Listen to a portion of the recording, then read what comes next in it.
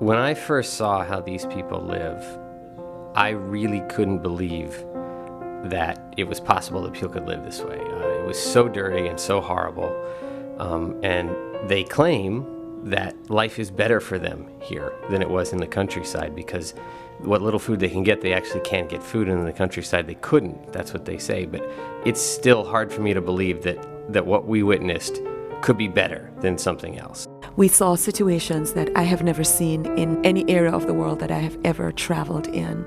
And I've had experience working in nations of the earth where poverty was really, really dominant. But going here and seeing this was really a devastating experience. This is their daily lifestyle. This is how they live. This is what they go to bed in, wake up in the mornings and have to face. And our visit there, we saw hundreds of children just crowding around as if to say, have you come to help us? Can you help us, please?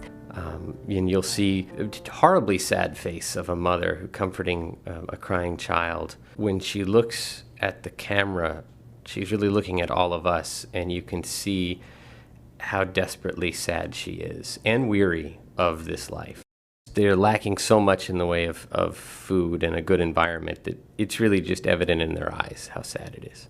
We met a little girl. She was definitely malnourished, but it's hard to tell because she's in this beautiful little yellow dress. And she's dressed that way because they were supposed to meet a nurse that day, and the nurse might enroll them in a malnutrition program, and to get some food. And so all the parents dress them up as nice as they can. So here she is living malnourished in this dirty environment, but with this beautiful dress on. It's very touching. We were interviewing a mother with some malnourished children when I turned, and over this muddy expanse of swamp and shacks, I saw this little boy picking his way across the mud. There was no path there. He's just sort of very carefully weeding his way around the less muddy spots. And I was really drawn to it because I just couldn't believe that this is how they had to navigate through their lives every day. We came across children who literally were scouting the bottom of swamps, dirty, nasty water, and literally feeling the bottom of these swamps for any signs of fish or crabs. There is very little food for them.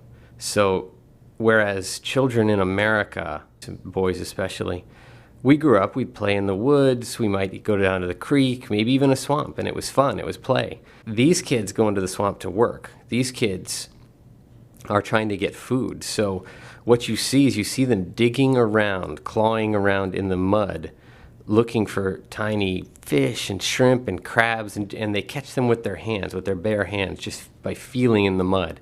And they're competing too, because they actually are like all scrunched together, all competing for the same little log and trying to reach under there and find the fish that are there.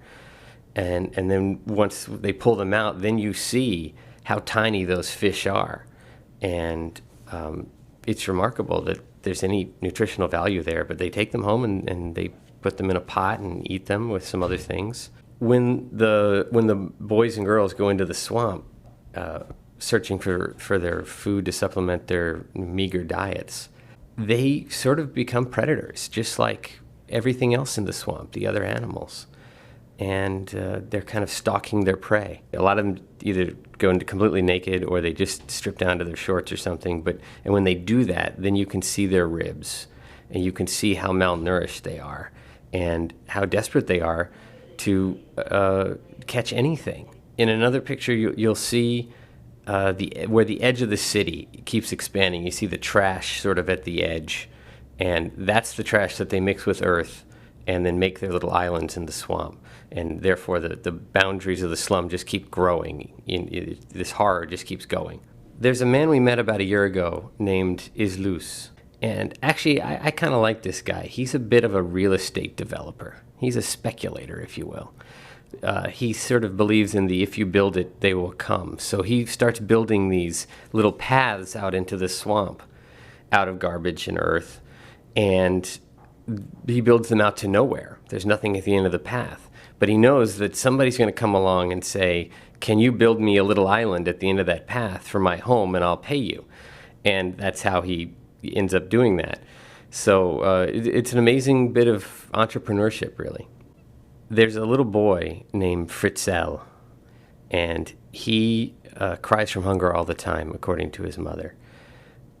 And she has very little to give him. He might eat one meal a day, sometimes not even that. If she does have something for him to eat, it's probably just a handful of rice. And we found him there one day just crying, and his mother said he cries like that all the time from hunger. In this picture, Fritzl, you can just really clearly see his ribs and the sadness in his eyes. He's standing in the doorway of his parents' shack. And he's asking for our help. That's what he's doing. Our team had decided that we were going to go there in the evening as just for contrast. You can really see when the people are standing on their little island in the mud, and it's starting to get dark, that they really are very isolated, and the darkness makes them even more isolated. It just gets black out there. There are no lights. There's no electricity out there, just whatever, if they have a little kerosene lamp or something. So their lives are governed by the night, basically, at that point. You could see a family huddled in the doorway, sort of waiting for the night to come and the moon rising over their heads, and the uncertainty in their eyes because they don't know what's next for them. And then inside the house, obviously they don't have enough beds for all of those people, all the kids plus the adults, like 11 people. So some people have to sleep on the floor. And you can see just how knobby that dirt floor is. It would not be comfortable in any way whatsoever.